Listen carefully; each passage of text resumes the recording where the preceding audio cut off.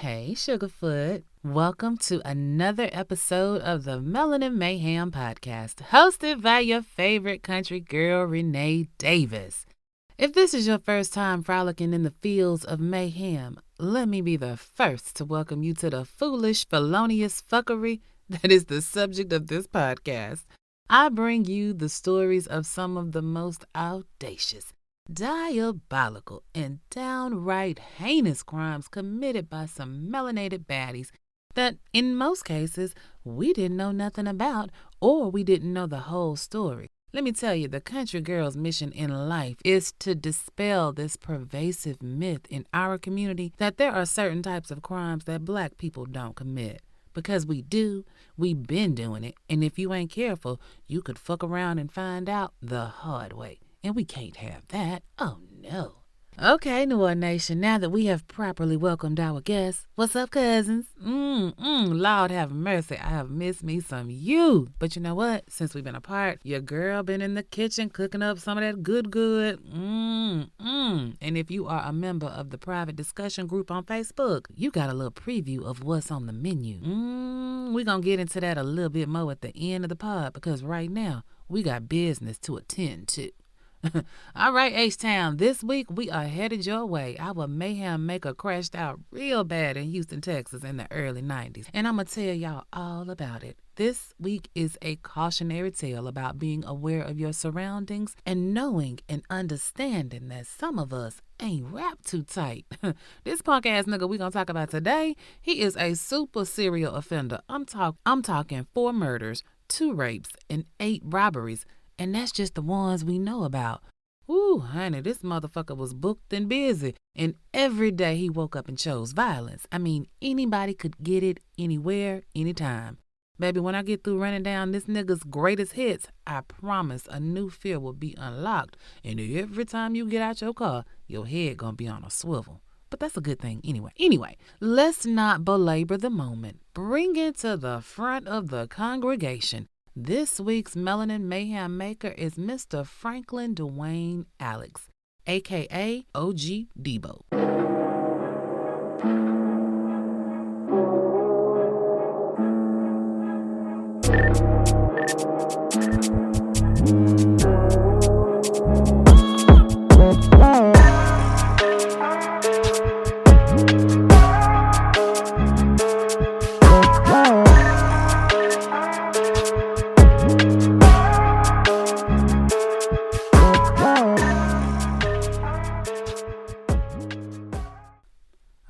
Y'all, let's jump right on in. Our mayhem maker, Franklin DeWayne Alix, he was born August 6, 1975 in Harris County, Texas. And that's all we know about this man. We don't have any background on Franklin, but to let him tell it, he was raised in a strict household. He said he was active in the church, he sang in the choir, and he taught Sunday school.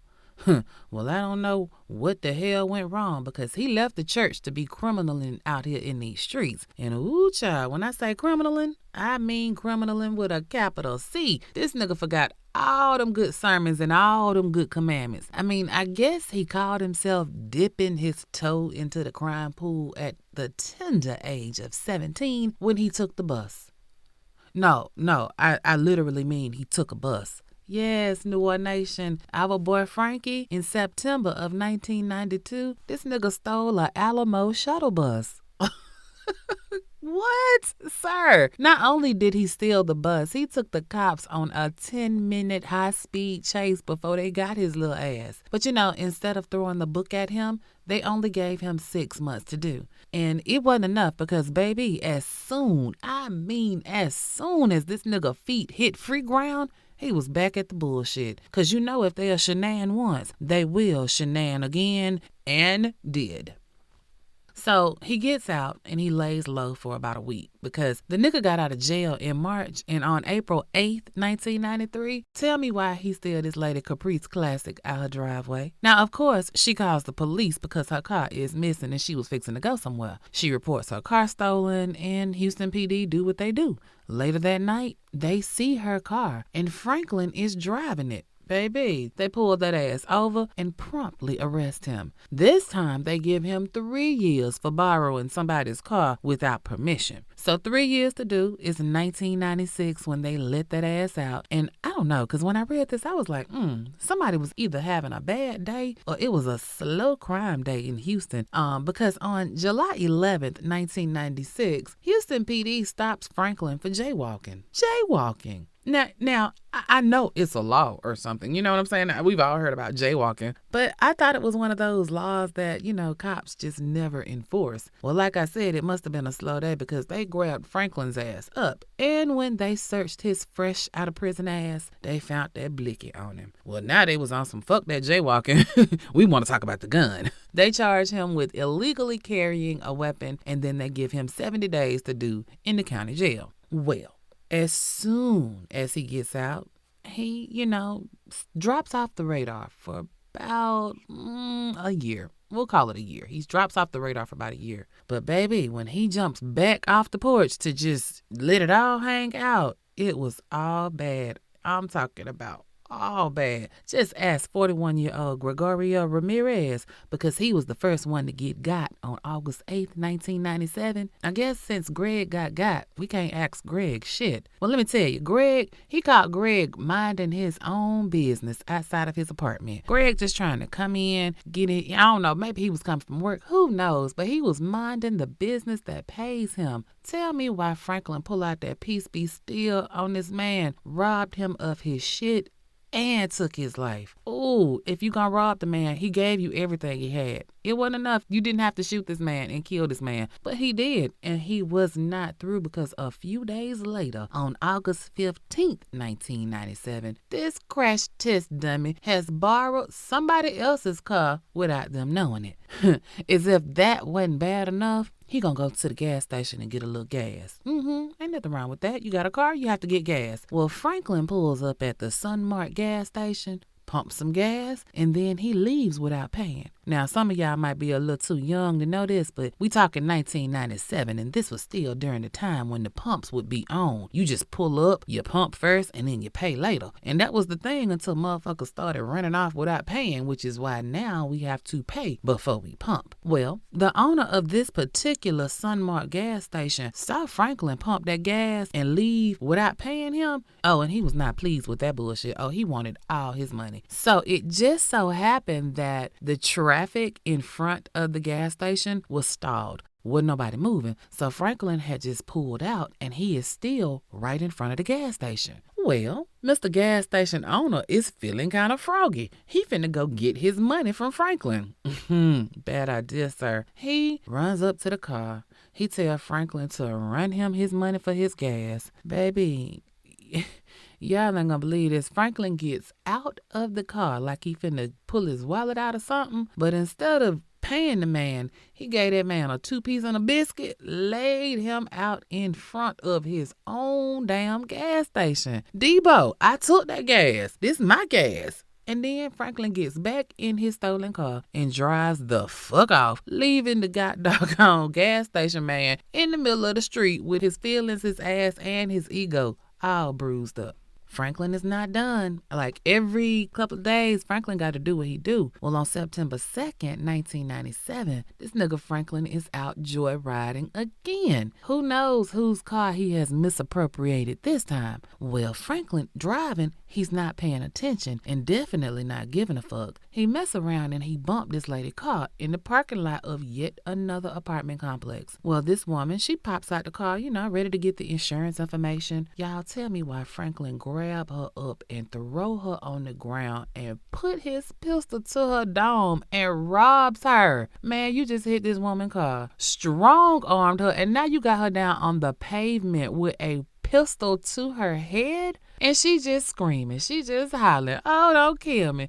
She like, "Help, help, somebody, please help me, please." Franklin snatches her ring off her finger. Then he hit her with a left. Then he hit her with a right. She's still screaming and hollering, screaming and hollering. They are in the middle of an apartment complex, so people hear this woman screaming, and somebody eventually does come outside to see what the fuck is going on. Well, this woman sees Franklin getting his strong arm on, and she yell out, "Hey, I'm finna call the police. Get out that lady." So Franklin, he does. He gets up and he dip on both their ass. Woo! But he is not through, honey, because later on that month, September 29th, 1997, Franklin robs yet another woman in yet another apartment complex. This woman is getting out her car, but this time, robbery is not enough. Oh, no, no, no. Franklin makes this woman get in her trunk, and then he drives off with her. Of course, he rolls up somewhere secluded and then get that woman out the trunk and make her suck his little funky ass dick. After he got through doing what he do, he just ran the fuck off, left her and her car.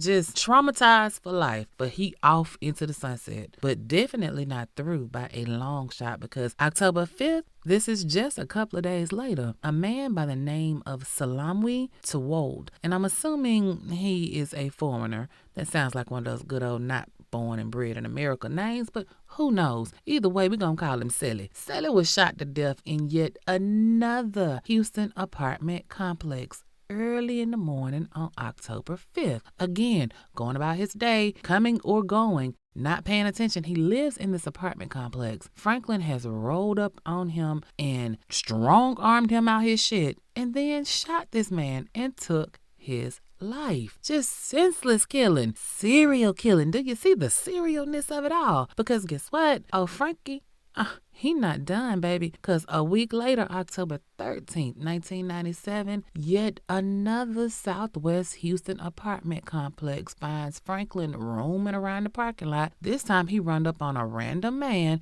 and rob him. He don't kill him. He just lay him down and take his shit. Well, not through. Robbing is his thing right now. November 30th, 1997, another man getting out his car gets strong-armed by Frankie. But this time, Frankie make this man get in the trunk. Oh, shit, Frankie, you finna do it like that? Nah, he just, I guess, wanted to subdue the man without killing the man, because he just left him in his trunk, and eventually somebody walking through the complex parking lot hears this man beating on the trunk, talking about, let me out. They call the police, and they free this man from the trunk of his own car. Ooh, honey, the shenanigans of it all. But again, Franklin is not done. A week later, December 6, 1997, y'all, say it with me now. Franklin is back at yet another apartment complex. Now this one, they got on-site security. Yeah, top flight. Okay. Well, Franklin punk ass run up on top flight with that piece be still. Now, ain't this some bullshit? Now, he run up on the security guard. The security guard, I'm assuming, is like, hey, can you please just let me live, man? I don't want no smoke. Do what you gonna do, whatever. Well, Franklin tells the security guard, I tell you what, you just start running.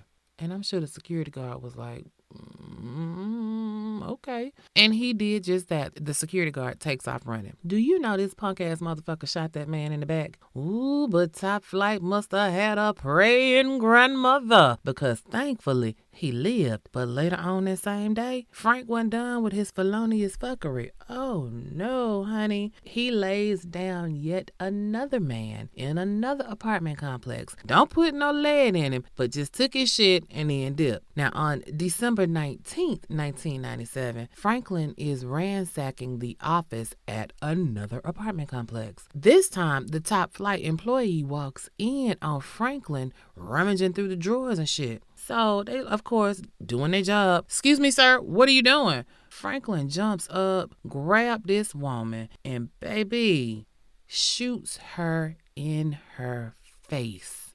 Ooh, but baby, this might be the praying grandmother episode, because she too lived to tell the tale. Even though she got a piece of hot lead in her face, she is still yet in the number one more time.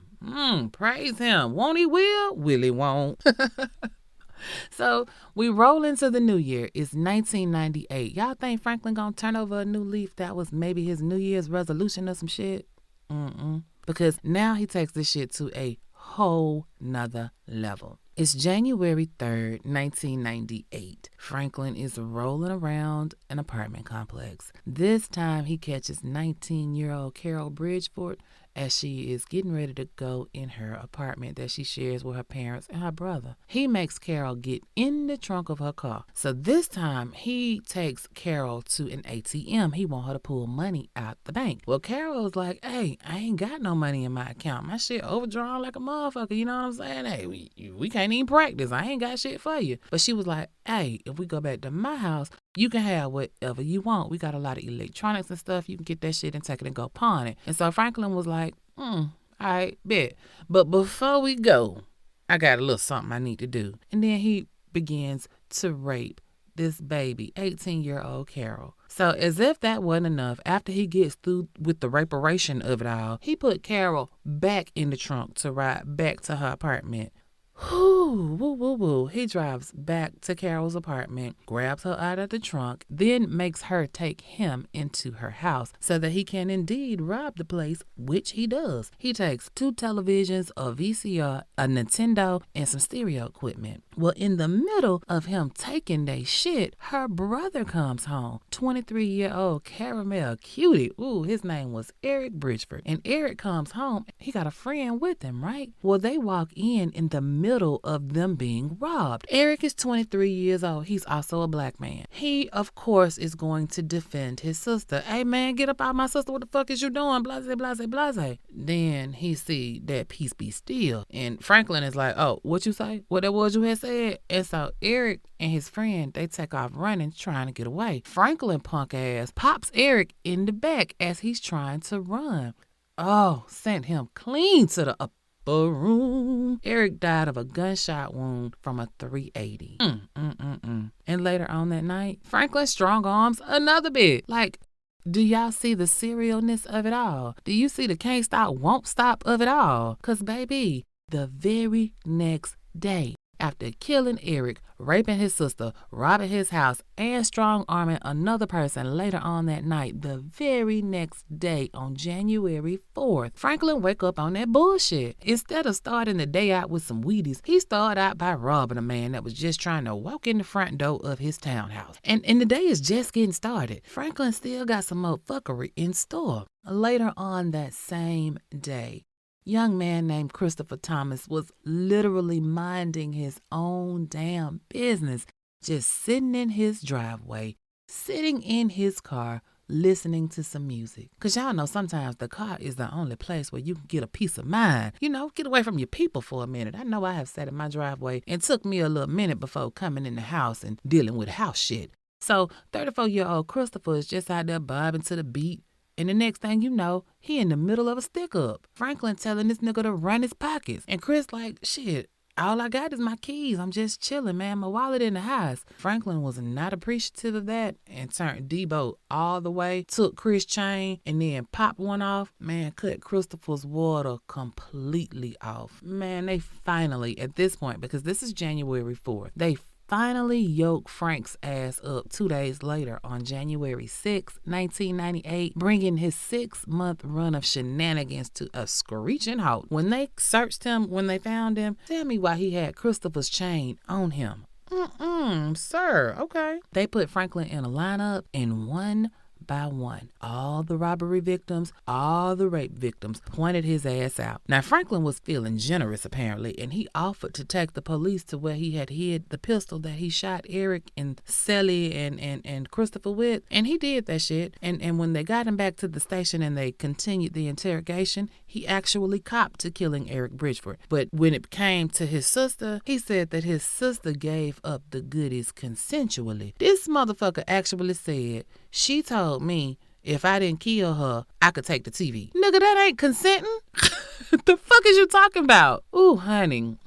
Consensual. Of course, all women love being thrown in the trunk of their car and robbed. Of course, that's a hell of an aphrodisiac. You trifling bastard. Ooh, honey. He told them that he was in debt to a friend to the tune of a couple of $1,000. So he had to go out there in these streets and get it how he lived to try to pay off this debt. And the police was like, Okay. They hand him a confession to sign, and then they turn the camera off and sent that nigga to a cell to wait on his turn to crank up the jury. Now, while Franklin is waiting to go to trial, he's steadily putting niggas on their back. Baby, Franklin still ain't got no chill. Two in particular where he just beat a nigga to sleep April 6th and May 27th, 1998. Baby, Franklin wasn't no joke. They had to put that nigga off in the cut by himself. So on January 7th, they sent that shit to the grand jury, and he was officially indicted for the murder of Eric Bridgeford. Now, he's already copped to killing Eric and Christopher.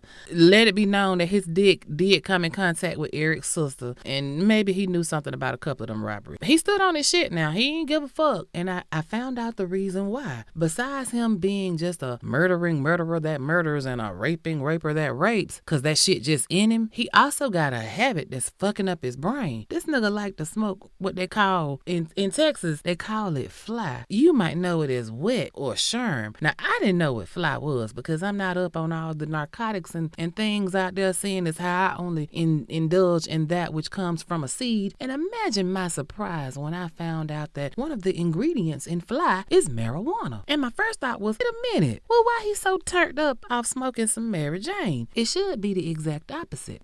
But then I saw what else is in fly, and I was like, oh, okay, I see now. It all makes sense, because in order to get fly, you got to mix weed with embalming fluid.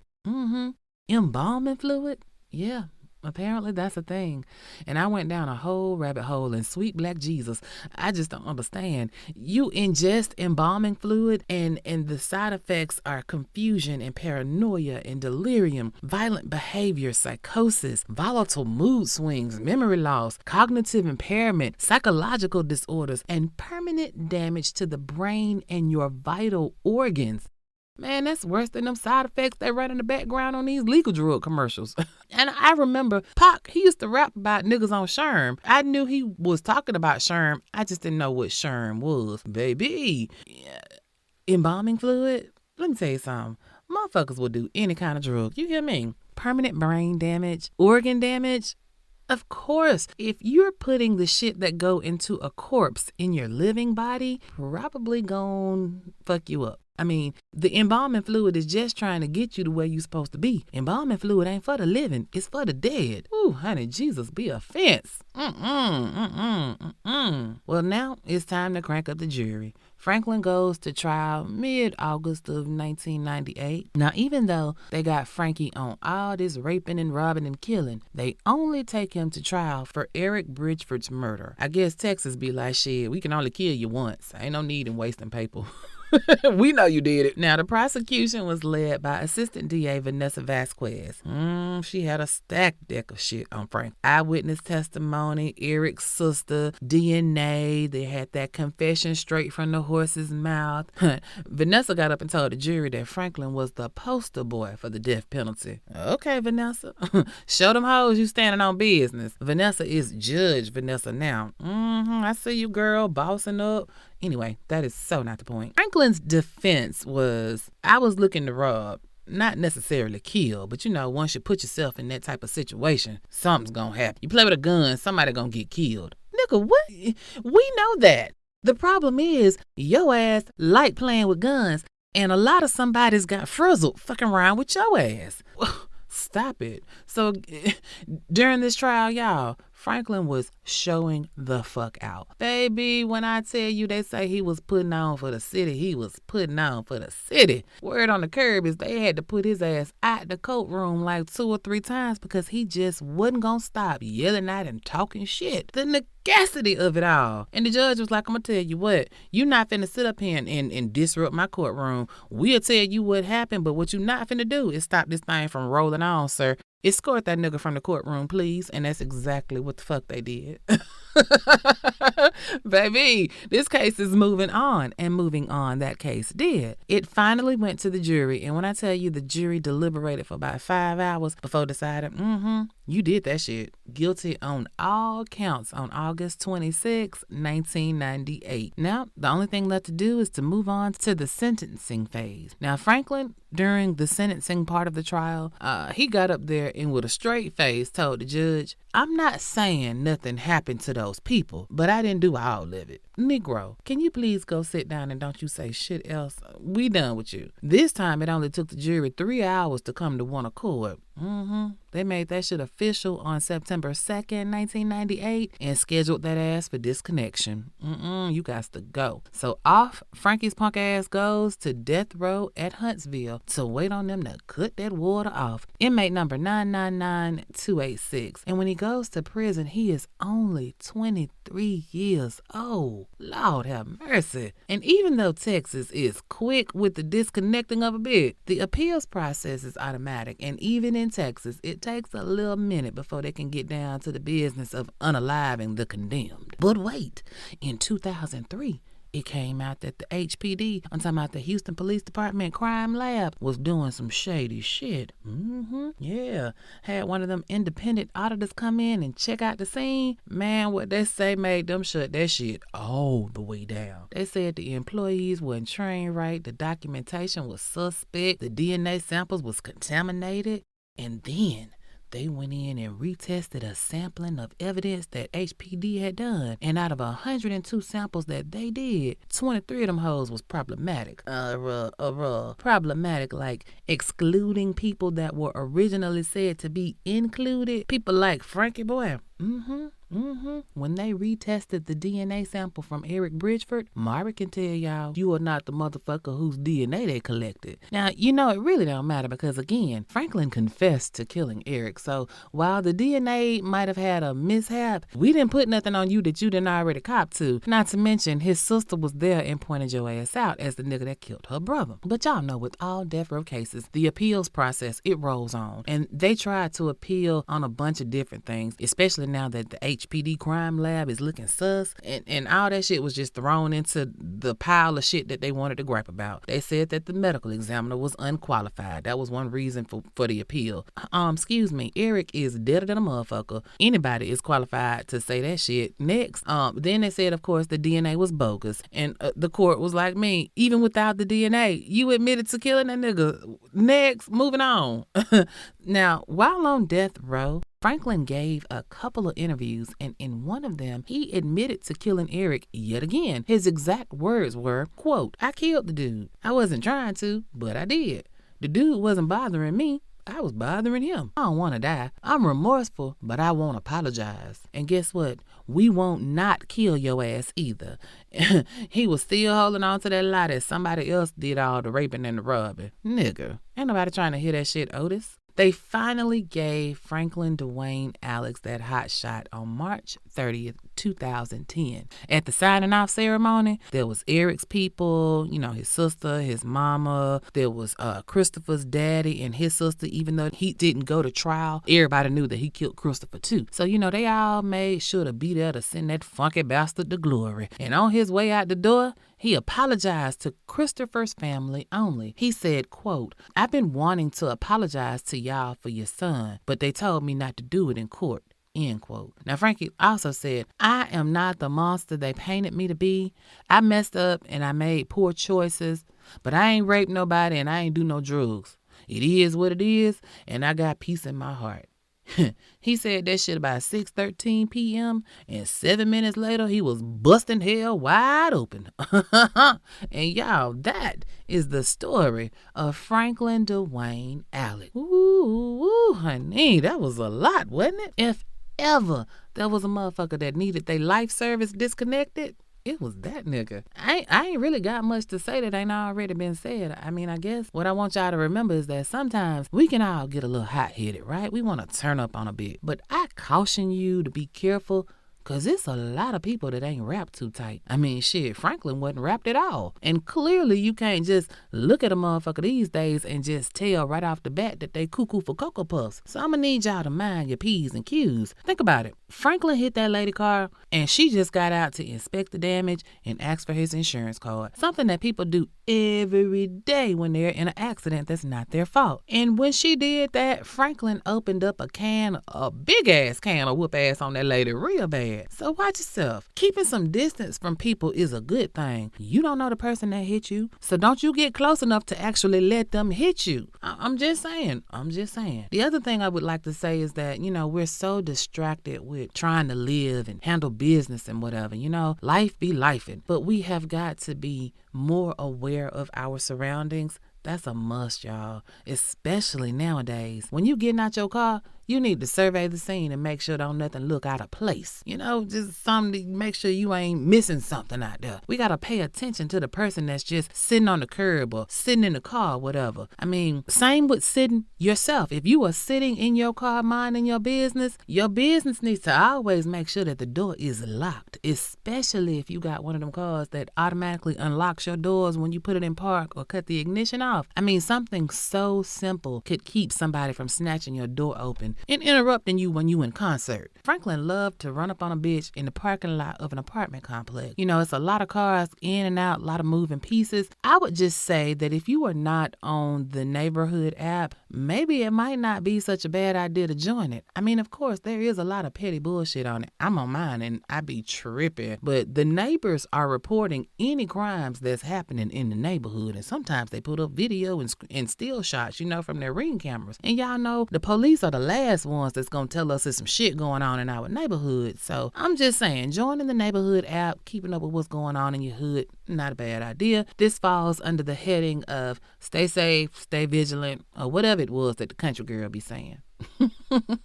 Like right now, she's saying that you need to get yourself on over there to them social media pages. I think I'm going to do something a little different. I'm going to borrow something from my boo things over there at Melanin Mysteries. Shout out to Tiffany and Willie. They have a question of the week and I like it. So we're going to do a question of the week and we're going to talk about it online. This week, my question to you is, have you ever had a questionable situation with a stranger in public that made you think twice about popping off? If so, go on, tell us all about it. Ooh, honey, I got a couple of them. I'm going to start it off.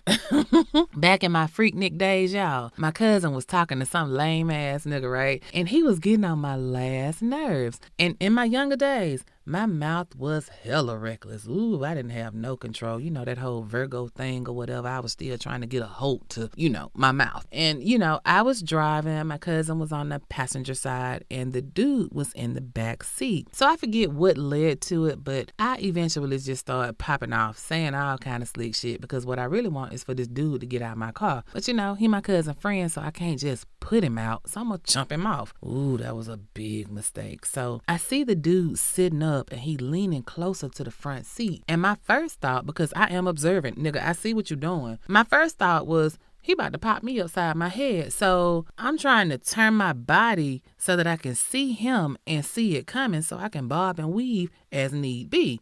But y'all, the nigga wasn't trying to hit me. What he did was snatch my keys out the ignition. And then he was like, so now what, bitch?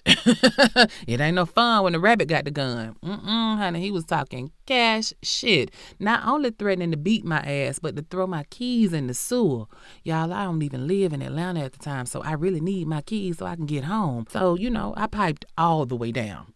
I'm on some, you know what? You right. I'm wrong. My bad. I just needed to eat. I'm a little hangry. It's okay. I'm saying whatever need to be said to get this nigga to give me my keys back. And again, he is talking cash shit to me. He cussing me out at this point. And he's like, you know what? You gonna drive me over here and then you gonna take me over there and then you gonna wait and then you gonna take me up here. He got this whole list of places he finna make me take him to. And I'm like, you know what? Sure, wherever you wanna go, I got you. This nigga trying to pimp me. I'm in my head cussing him the fuck out. But in real life, quiet as a church mouse. I'm telling him whatever need to be said so he'll give me back my keys. So he handed me my keys. I started to drive off. He directed me to the first little spot he want to go to. Again, talking shit, like really cash shit. So we pull up to the spot. And he like, shit, I'm going to be right back, y'all. Better be right here. Saying that shit like a real pimp. And I was like, okay, daddy.